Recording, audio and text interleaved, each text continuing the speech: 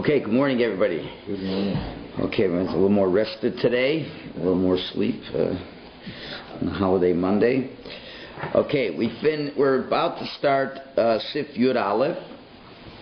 It's going to be the second principle, as we finished the first one, Charata. So I was just wrapping up, and we ran out of time on Friday regarding the issues of Charata, and we were discussing how Charata is really coming from a place of the greatness of the human being, as opposed from the lowness of the human being. When Charata comes from the greatness of a human being and is built on the greatness of a human being, as Rabbi Yonah has been describing it, so there's a very dramatic difference between that and depression. If a person says to himself, I'm a failure, I'm a nothing, I can't accomplish anything in life, the biggest proof is, look at the last 35 years of my life. That's not charata. That's depression. And all the Hasidic Sforim tell us that that's the worst thing in Judaism, is not looking to get people depressed. Although you could find a lot of religious people are depressed, but they don't understand the way Rabbi Yonah wants us to have charata. So depression has no place in Yiddishkeit, because really depression is a denial of a person's spiritual abilities. So charata is not a denial of the spiritual abilities. It's really the greatest proclamation of the spiritual abilities that a person has. Now, it might be that, at the same time that we're proclaiming the person's spiritual abilities, we make a comparison as to what we could have achieved and what was achieved. But still, the foundation of charata is based on that tremendous belief of what the person has. And that tremendous ability has. So it's only from that vantage point really should charata come from. And any charata that doesn't come from a person believing in his own greatness is only a charata that's coming from the Yetzer Hara. You could have charata that's pure Yetzer Hara that will just destroy the person. And any kind of regret that downgrades oneself, and it's not based on the greatness of the human being and his abilities in comparison to what he's done, that is not going to be a condition of spiritual growth, and that's not going to be constructive at all. So the Yetzer Hara works in strange ways. He'll let you do a tremendous tshuva, and he'll give you such charata that you won't forget it for the rest of your life. And the person who thinks he's deep into tshuva is really going further away, because he's just proving to himself that he'll never be anything, and he might as well give up the Yiddishkeit.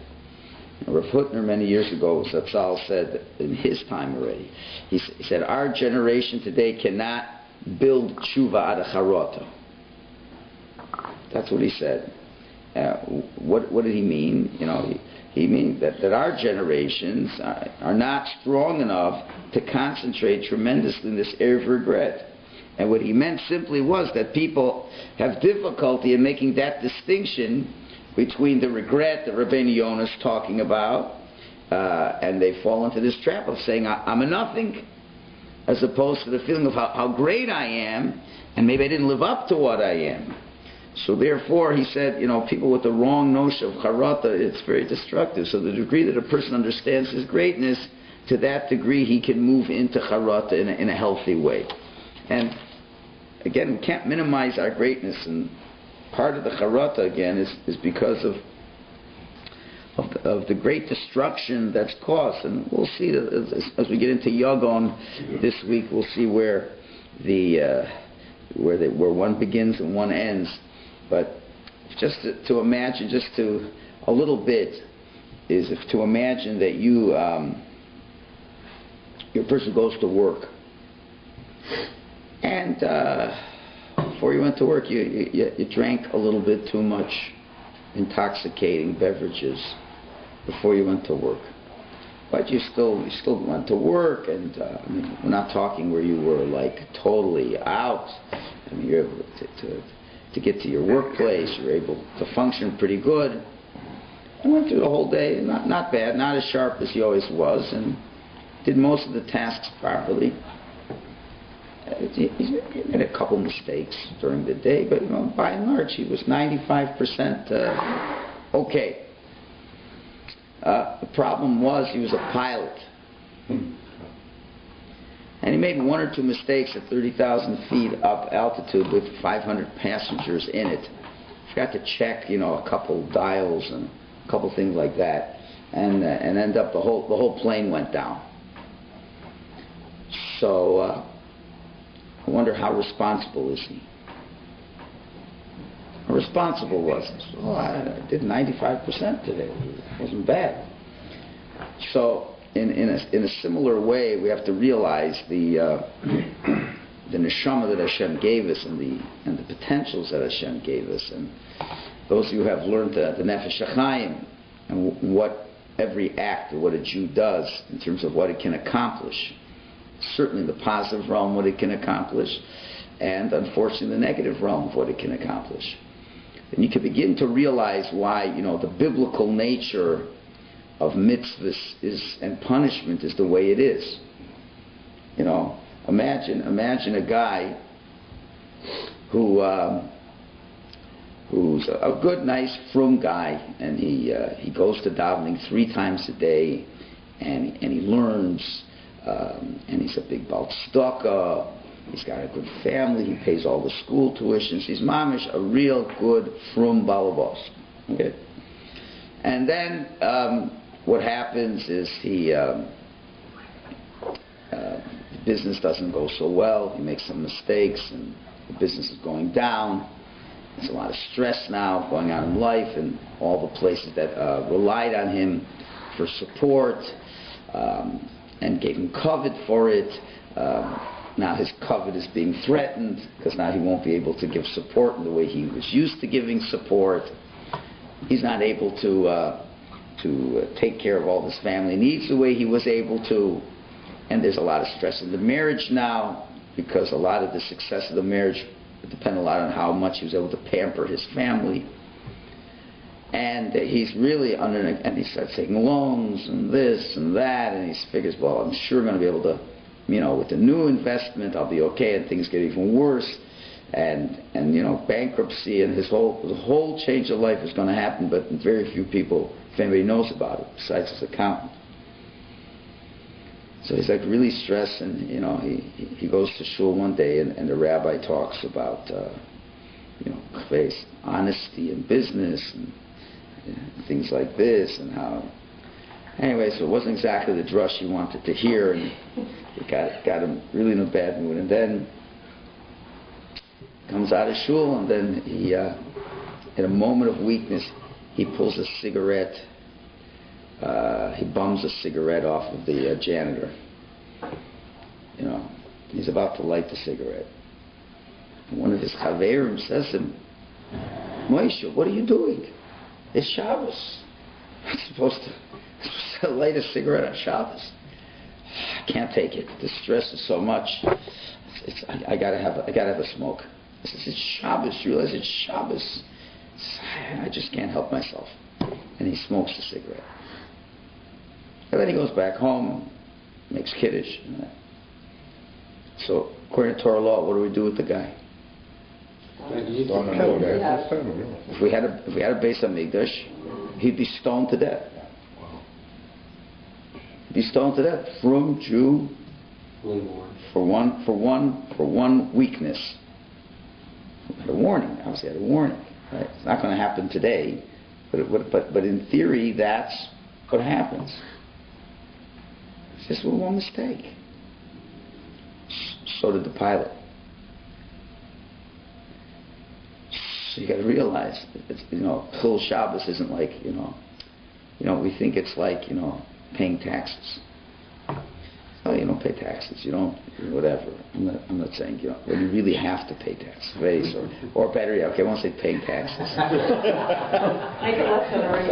Those in the audience don't understand why everybody's laughing. It's fine. So, no, but, okay, we'll take another one. You're caught speeding. So what's so bad? You're going on the 401 and you're going 140 kilometers. It's an empty highway. I wouldn't necessarily, did you do the biggest aveira in the world? Okay, so to pull you over, the cop pulls you over, you pay a couple $100. Okay. So, like, what was it so bad? Okay, law is not, so okay, so I didn't do the law. They're not going, they're not going to shoot me. Yet Canadian law, they're not going to shoot you if you take a lot for. I don't think there is capital punishment in Canada, is there? No. You can never get killed in Canada, right? The bigger crook you are, the more you're rewarded in Canada. Right? Become a politician, take millions of dollars, and you get a severance pay the rest of your life. So, but I'm just saying, but because our attitude is, okay, I wasn't supposed, and I did. Okay, I'll pay something, please. But in the Torah law, you get killed, plain and simple. Or let's take another example. I don't think we appreciate it. Let's say you go to Sobeys, and it's Friday afternoon, and the wife is very desperate. She just forgot she didn't make the salads for Shabbos. And if you don't have the salads for Shabbos, it's mamish. Ois Shabbos. Certain ethnic Jews, if they don't have salad for Shabbos, it's like there's mamish no Shabbos.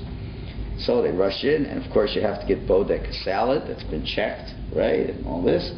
There's no bodek salad. There's this other hechsher that the rabbis have told you that's not a good hechsher, and that you'd have to rewash it. Washing it would take 3 hours, and it's like it's a half an hour to Shabbos, man. So you decide to take the bag that's not really good. And of course, right next to you is another friend who was late in preparations for Shabbos, and they say, "You're taking that salad? You can't take that salad. It's also to take that salad. There's going to be bugs in that salad." Don't you remember Rabbi Haber told us that for every bug you eat, it's 5 lavin, it's 5 negative transgressions. So it's Erev Shabbos. What do you want? I gotta enjoy the Shabbos, and I forgot, and it's not my fault that the store doesn't have enough bodek. They know we need bodek, so so that's I'm going to do it, and my husband got very mad if he doesn't have his salad. Because we have to live healthy. The Torah says you have to be healthy. And you're just going to eat cholent on Shabbos? So the person takes the salad, and then they go home, and just happens they have very religious friends coming over, and the religious friend is a guest, and said, "Oh, yes, you have salad. It's bodek, of course." They ran out. So what is it? Another bread. You can't use that bread. Well, pass the salad, dear. Yes, dear. And you can't eat that salad. And they do. Of course, this friend who loves you dearly goes to the Bezdin on Moshe Shabbos. He says, the Schwartzes, they ate salad that wasn't bodek salad. Bezdin's going to call a person in, find out the truth. They found the truth. What are they going to do to you? They're going to call a doctor. He's going to examine you. Then they're going to see how much pain you can take. You're going to take your shirt off. You're going to take a whip, a very hard whip. Or get images of those, Indiana Jones movies you've watched. Okay, a good stark whip. And they're going to get a strong guy. You're going to see how much can you take, and they're going to whip you. I mean, like really whip you. Whip you to within an inch of your life. Okay? And if you can take it, you can get all 39 lashes. And believe me, the guy is going to take days to recover from that. Why? Chai ve'lavin. You transgress one lav. You get whipped within an inch of your life. So why? What do they do so bad, right? Realize that. Now, there is a big thing. It's an atomic bomb that you now have destroyed the world in such a terrible way. Right? So there's what to have charata for. There's what to have charata for. We've caused a lot of destruction on many levels. On the other hand, you don't have to be so gloomy, because of course if a person does a mitzvah, it's the exact opposite. The exact opposite. You can, imagine people who have been awarded the Purple Heart. You get to go to the president, and the president comes over. I mean, it used to be a chashuv thing to go to the president. Whatever, you get honored, you become a dignitary, You get wherever you go, you got this Purple Heart. I guess it used to be, right? People got these awards, and wherever you go, they give you stuff for free. It's like it used to be an honorable thing. You were a soldier. I'm saying if you do a mitzvah properly, you know how much blessing you bring into the world. It's like you found a cure for a disease. That's how great it is. So our tshuva has to be, the charata has to be built on this understanding that we've caused a lot of destruction. And on the other hand, if we do a proper tshuva, then we can create a lot of blessing in the world. So this is the attitude we have to have in order to begin this process of charata. Okay. Yes, sir. Was that hypothetical, or is there a problem with the other lettuce and sodas? I'm not getting into halacha right now. You call the COR, they'll tell you exactly what you should buy, what you shouldn't buy, and follow their guidance. I was just trying to bring a point that if you for sure eat bugs, you've transgressed a law of the Torah, and you would get lashed for it. That's all. The fact, and I think the worst thing of not having a Beis HaMikdash and a Sanhedrin is we don't really think these laws are on the books. Like if you really saw someone getting lashed, you would really make sure that the kashrus was a little better in your house. I mean, you really would be careful because you knew there were really. Listen, if there were no policemen giving tickets, everybody would speed. Everybody would drink and drive. Everybody would do these things. The laws are not. You have to know the laws are not for criminals. The laws are for honest, law-abiding citizens. That's what the laws are for. Because the criminal will do it anyway. We'll just find a more clever way to do it. We're talking about the guy who is basically an okay guy, and he's in a bad funk, and he would like to drink and then drive, but he knows if he gets caught, he's in big trouble, and he knows he's seen other people, get their licenses taken away, and he knows he's got to drive to. So those are for the normal people who would fall into a momentary lapse, and he knows the cop's ready to catch him, and he'll get in trouble. You know on Purim night you don't drink in Thornhill if you have any brains, or you don't drink and drive, because on Purim night the cops are out there. You'd be crazy to do that. Okay, 20 years ago we could do it. Thornhill wasn't so developed. I remember once getting home, I drive home. I was driven home by a drunk guy. I didn't realize he was so drunk because I was drunk. I thought he was sober.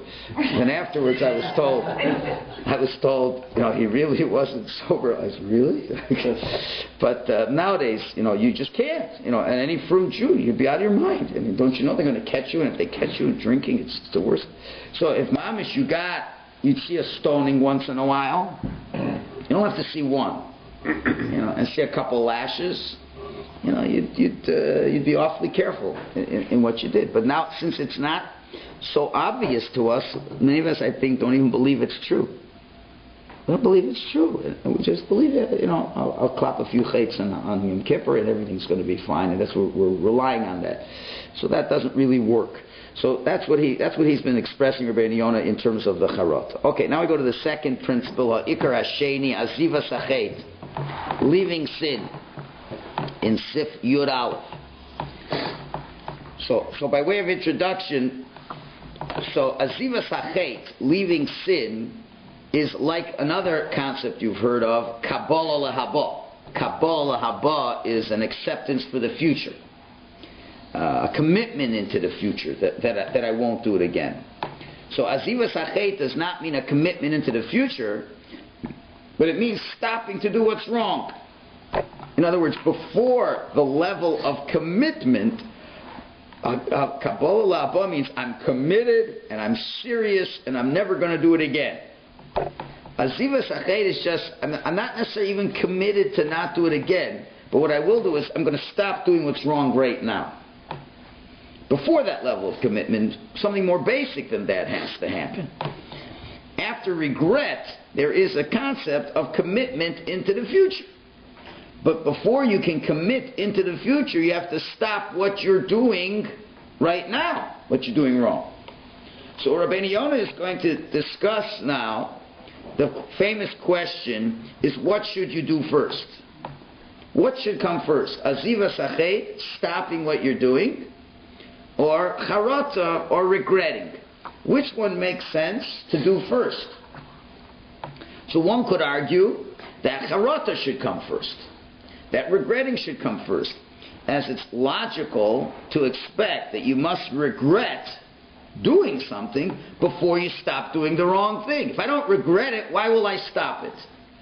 If I think it's a good thing to do, if I think talking in shul is a good thing to do, like many Jews think, unfortunately, they think it is a good thing. It's not. They don't even feel bad. It's a mitzvah, something you should do in shul. So how are you gonna stop it? Right? Obvious tshuva would mean what? To be in shul and not talk. That would be tshuva. So how are you going to get to tshuva if you don't even regret it? Right?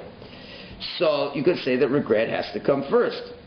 But there's one problem with that process, which is that sometimes we're not strong enough to well up inside of ourselves a regret as the first step. We're not even capable of regretting it. Why?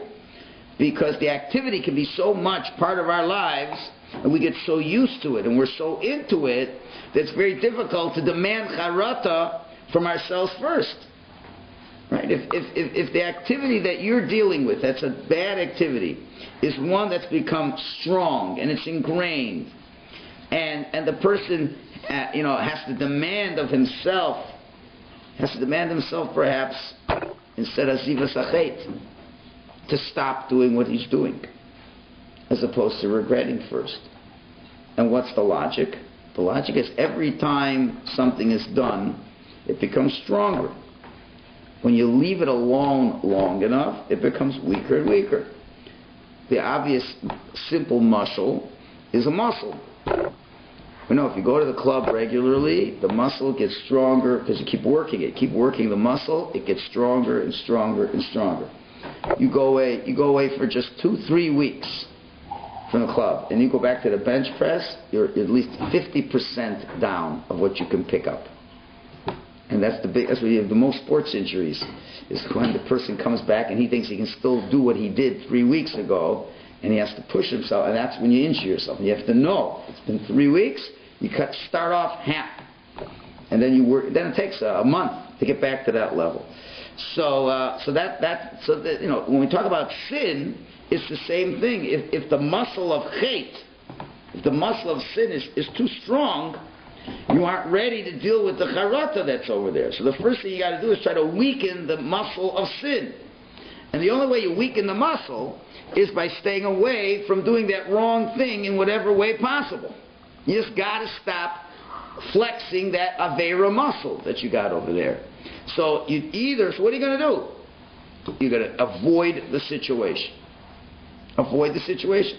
Get involved in something else. But whatever it is, just don't do it anymore. Don't do it anymore. If a person's talking in shul, how are you going to avoid it? There's only one way. Well, 2 ways, 3 ways. One way is not daven anymore. Not daven anymore. But that might not be so bad. Might not be so bad for a while. A little better solution, would be daven at home. He's got nobody to talk to. And then maybe you might be able to concentrate on a few words and realize, hey, I'm really talking to Hashem. The best solution is, go to a place that nobody knows you and where they don't talk in that shul. That's all. You got to avoid. One thing will never happen. Go to the shul you're at and to stop talking. That is not going to happen. It's just not going to happen. It's not going to happen. There's too many. Even if you're going to try to, your buddy's going to cover you.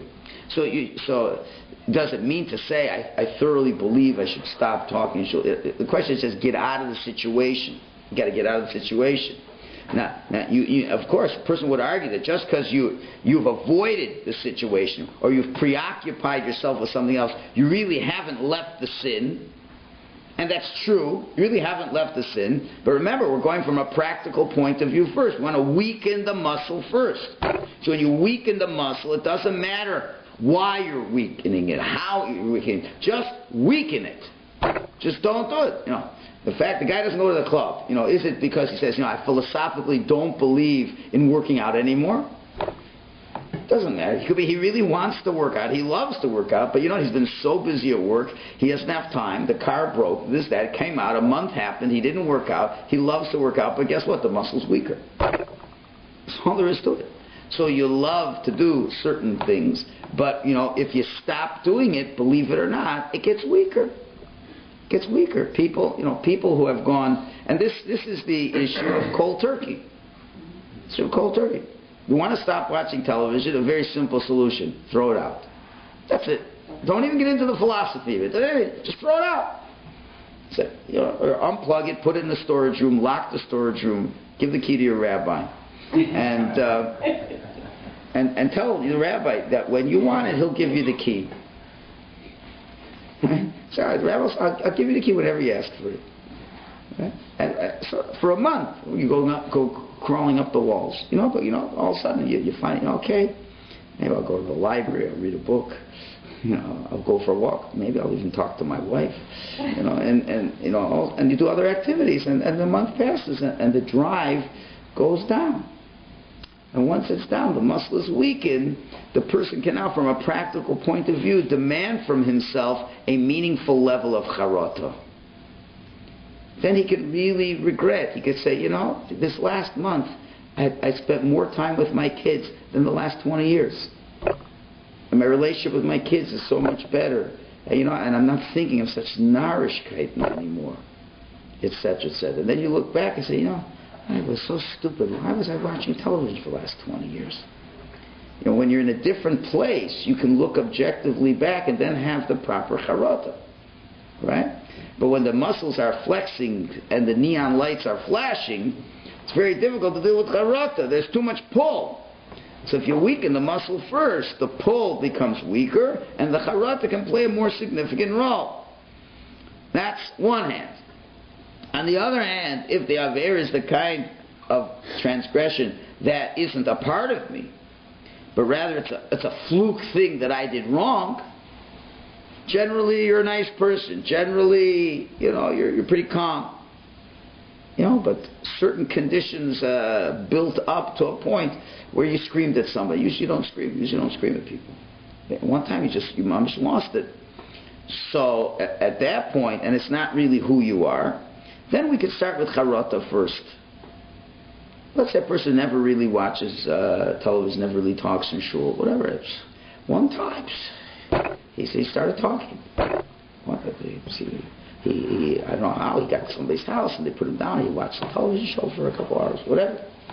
Right? So, but that person can do charata first. Why? Because since it's not really who the person is, it's never really developed, so the person still has his senses to him, so he can now, work the logical way with charata. And then based on the strength of the regret, you can make sure never to do it again, because it isn't part of who you are. So we'll see as Rabbi Yonah reads, and we'll read it through. So it's very critical as we're looking at the things we want to improve on, and what the order should be. And this is critical that you don't want to fail that much in the tshuva process. So if you're going to start with charata when you're supposed to start with a ziva sachet, or start with a ziva sachet, you're supposed to start with charata, and then it doesn't work, then you're going to start feeling depressed because you're not succeeding. So it's important to realize which strategy should be employed where. So if it's an issue, something that you're mamish davuk to, you're stuck to this avera, there's only the first solution is you mamish have to just leave it. Even if you love it, you have to leave it, and even if it hurts, and that's what you have to do. That's to tell all addicts, if they don't promise to get away from the stuff, they're not going to do anything. They'll waste their time. So it's talking about an addiction to an avera. We have many addicts in Klal Yisrael that are addicted to averas, and you've got to just get away from the avera, even though you don't agree that you rather would do it. So that's what he's going to say inside. So let's read it inside now. Ha'ikar ha'sheni ha'ziva sachet ki yazov drachav haroim, that he should leave his evil paths. V'yigmor b'chol levavo ki lo yosif loshuv b'derech hazeh. And he has to conclude in his heart and come to the resolution that he will not increase to go back to that path. V'im oven pa'al, and if he's done something that's bad, lo yosif, he won't increase. K'inish nemers, it says in the book of Yecheskel, shuvu midarcheichem haroim, First it says, return from your evil past. It means stop what you're doing. And then it says, V'nemar, Yazov Rashav Darko, and it says, and let the evil person leave his path. So you see clearly 2 verses saying, you got to stop what you're doing. You've got to stop the path. So that's just the Pshat Nazivas Achet. Again, all Rabbeinu Yonah is doing, is looking what the Navis have been reading, and what are they telling us? They're saying, you got to stop what you're doing. So now he deals with the issue, what has to come first? Charata or Nazivas Achet. V'day, you should know. If a person sins, it just happened. Kishava taiva, he had a lust, came up. The Yechsagol of Yisro, Yiskafeo, and the Yetzer Hara grabbed a hold of him and overpowered him. V'lo nechletzu rayonov v'chushav. Next page. V'figubo, and you weren't able to muscle up enough response against your inclination. You couldn't get your thoughts together. You couldn't get your feelings. You couldn't fight back strong enough. If you weren't able to shout down the sea of lust, and you weren't able to dry up that sea and to calm it down, and therefore the Yetzer Hara was able to confuse you with its tricks. You were caught off guard, as it were. V'nafal b'machmarav, and you fell into his tricks. L'fishat ovito, at the present time. V'yoso ruach hayetzer hara miva'aso, it's because the spirit of the Yetzer Hara has confused you. V'lo me'asher chefzo uritzono limtzo avono v'lasos k'mo achresos, and it wasn't that you wanted and you desired to find the avera and to do what you wanted to do. So what happens? So we're talking about a guy who was caught off guard. So Reishis Teshuva Seisha Zeh, the beginning of the Teshuva for this person is Hacharot, regret. V'losim yogam b'libo al chatoso v'liso nefesh nanu mora kalano, and he should place sorrow in his heart for his sin, and to be an embittered soul, bitter as wormwood. And then to increase every day fear of Hashem in his soul. You should put the fear of Hashem in your heart at all times, until your heart is proper in its belief before Hashem. That what? If the Yetzer will come again, if he comes back like the old time, and he comes back with the same force and the same desire to get you to sin, but you prepared for him this time. Last time he caught you off guard. Now you had real charot. You said, how did I fall into this? What were the steps that got me into this? And how am I going to build up my fear of Hashem? That if it comes again, then when it does come again, say, I've been waiting for you. Because you have to know one thing. Hashem will. What you see from this is, it must be that Hashem will present you with that same situation again. 99% of the time. If you're doing tshuva in your youth, and you're saying, I really don't want this avera, Hashem has to. He has to present you with that same situation. Because the whole point is, the Rambam said, how do you know you've done real tshuva? If you have the same opportunity with the same strength, same time, all the conditions are exactly the same, the desire is the same, everything's the same, and you don't do it. Right? So what does that mean? So logically, it means that so how are you ever going to know you do tshuva? So more often than not, Hashem will present the same situation again. More often than not. And then you're going to see if you've succeeded or not. So it's not like a lot of us think tshuva is, okay, I'm going to do tshuva, and I feel bad about it, and hopefully I'll avoid it, and it'll never come again. There's no such thing. It can't be, because, okay, the avoidance is good, and you're doing the right thing, and it's all good and wonderful, but Hashem's going to want to see, and wants you to see, how good you are in the tshuva, or how not good you are in the tshuva. It has to be. It's part, sometimes like in university, you take certain tests, and you just hated that course, and you say, oh, Baruch Hashem, as long as I passed, I never have to see this professor, I never have to do this course again. It's like, I don't have to do it. Right? And so as long as somehow I get by it. So I think we think in tshuva, okay, I planted tshuva, okay, I hope I don't see it again. Hashem says, you will for sure see it again. You will for sure see it again. If you haven't really done proper tshuva, you will for sure fail again. And that's what Rabbeinu Yonah is saying over here. That, once you realize you did the Aver, and you realize, what it was about, and then you have real charata, and if you notice, he's saying, and you're continuing to build up that charata. Or the Yiras Hashem is building up, and you're putting the fear of Hashem that now you're ready. That if that Yetzer comes up again, like in the old ways, what does he say? Lo yeh nifta libo olav v'yazav dorko. His heart will not be seduced this time. And he will leave that old path, and he won't go down that lane again.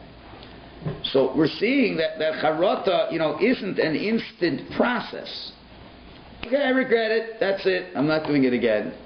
It can't be, because you got into the Avera. There were conditions within you that enabled the Avera to happen. What has changed in terms of the conditions? Well, I really regret it. Oh, that's nice. So you'll really regret it again. That's what the Chazal say. The rush is always filled with regrets. You're right. You keep regretting. What have you done? But you have to build up, and that's where the other 20 steps obviously come into play over here. But Charata is something that has to build within the person. It grows within the person. He understands it on one level, then he understands it on a deeper level, until that Charata becomes so strong, and based on that Charata, he has the strength to stop to do that wrongdoing. But if you just say, I have to stop yelling at people, so how are you going to stop yelling at them? Well, as long as nobody gets me upset, I'll stop yelling at people. I shall make sure to make many more people upset. So then you've got to come up with a deeper sense of charata. So if it's the occasional thing, then you have the ability to work and strengthen it. You don't necessarily have to, quote unquote, leave the sin, as it were. And that's what he now quotes from Shlomo Melech. K'moshe Nemar, as it says by Shlomo Melech, Umode ve'ozev Yerucham. The one who confesses, ve'ozev, and leaves, Yerucham, who will obtain mercy. So what's the order? Hisker tchila umoda. First it says umoda. Confess. That's al hacharata v'avidui. That's for charata, that's regret, that's vidui, that's confession. Then it says ve'osev, and then you will leave it.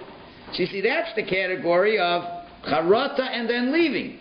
But that's if it's a one-time deal. Next paragraph. But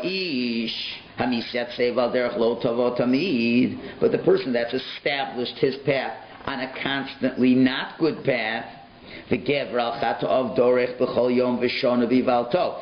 the path of sin gets stronger every day. He repeats the transgressions over and over. It's getting stronger, and now you're totally into it.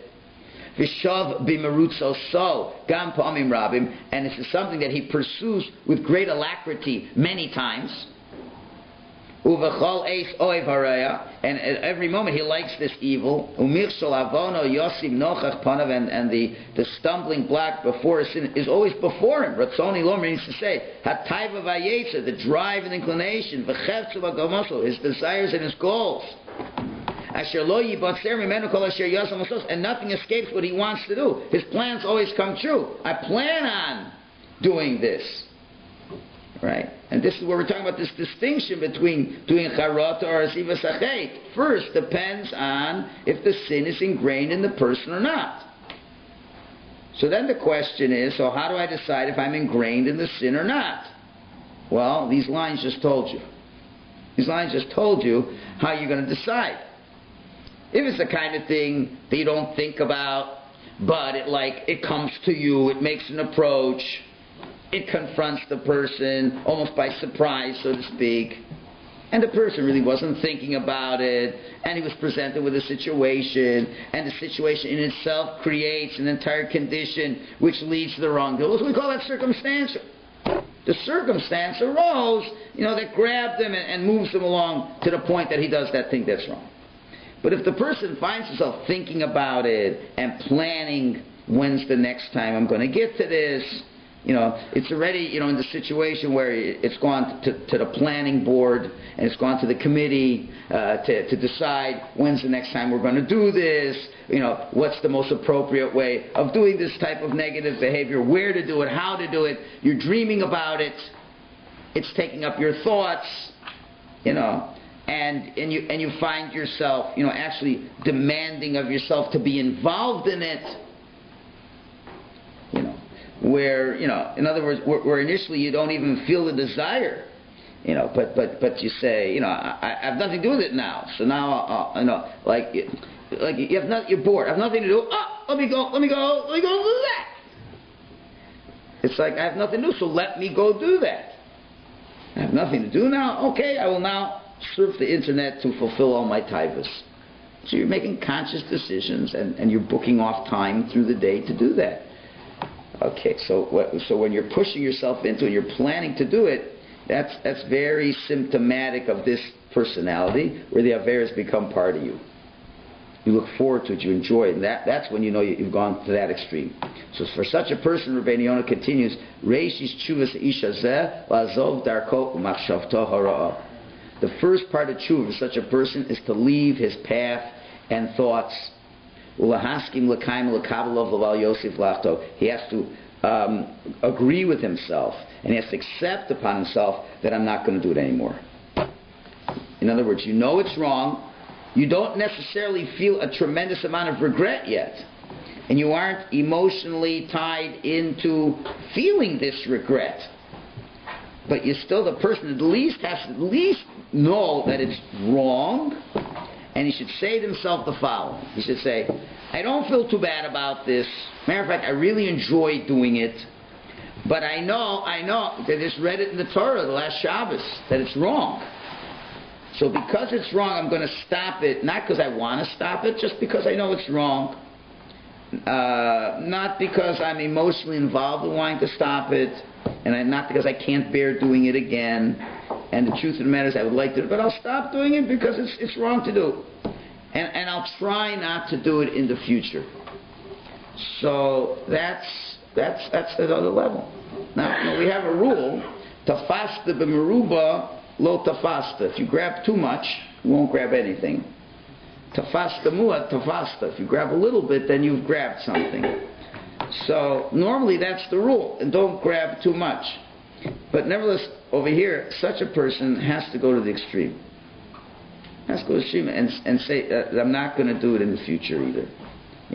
So okay, so what do you got to do? So the main thing is, don't say I'm never ever going to do it again. Just sort of saying, I'm not going to do it today. Say, I'm not going to. If you're going to say you're never ever going to do it, that's too much. Just say, today I'm not doing it. Let's focus on today. Today, not tomorrow. I'll focus on tomorrow not doing it. And that's what Rabbi Yonah is suggesting. This is the real way to be able to handle that situation. Let's just finish the paragraph. Then he can do the next step, to regret of these these destructive actions. He can return to Hashem, as it says in the pasuk in Yeshaya. Yazov Rasha Darko, we say in the Haftarah for the days we fast. Yazov Rasha Darko, the evil person should leave his way. Vishav and Machshavaisav, and the person of iniquity should leave his thoughts. V'yashov el Hashem v'rachameu, and then return to Hashem, and Hashem will have compassion upon him. So you notice, so Rabbi Yonah is very clever. Doesn't need my askama, but you see, before in Mishlei it says you have to confess and then leave the sin. That's the contradiction. It says in Mishlei you have to confess, that means karata, and then leave the sin. And Yeshaya is saying, but he adds a word, notice. In Mishlei it says, Umod devos of Yerchum. But here it's Yazov Rasha Darko. If you already became a Rasha la'oto davar, you're a Rasha for this thing, then it's Yazov Rasha Darko. You gotta leave your way. And then it'll be V'ish Oven Machshavaisav. Then it'll be, eventually the man will leave his thoughts. Then V'yashov L'Hashem Rechmeh. Then he'll return to Hashem. And then he could have regrets and come back to Hashem. So that's what we have to analyze. That's the homework in Elul. You have to categorize which of the Averis that I've done in the past was a one-shot deal, and where are things that are more ingrained. The one-shot deals right now won't make you a Russia, but the ones that are ingrained will make you a Russia. Those ones got to use a different strategy than the ones that are one-shot deals. So we'll continue with this tomorrow, Mitzvah Hashem.